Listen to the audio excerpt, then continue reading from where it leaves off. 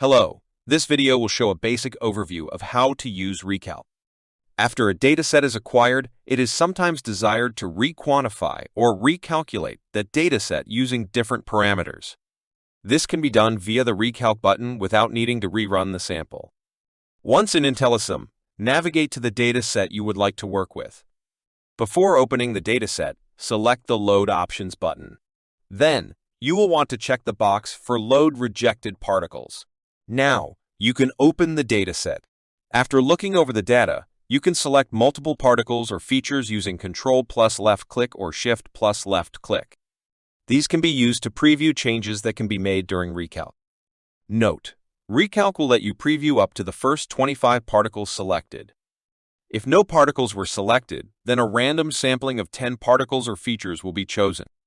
Now, select the Recalc button. A new window will open. The drop-down list at the top displays the active recalc or original settings of the acquisition if no recalc has been performed yet. Next to the drop-down is a plus button. Select this to start a new recalc. The Recalc Data Comparison Preview window will open. The left side of the window will show the comparison between the original and recalc data. The tabs on the right can be expanded to access different element selection, classifiers, and other parameters. As you update recalc parameters, preview data will update live and highlight changes in red to help you easily identify any differences.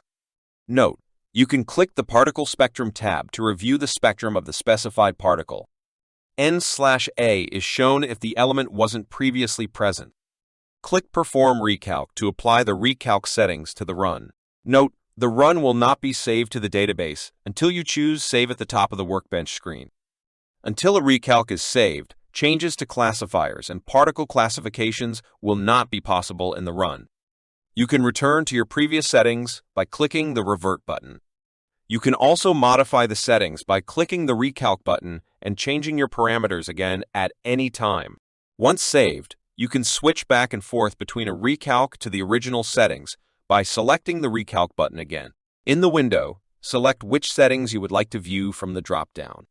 You can then select the Switch to these settings button to load that set into Workbench.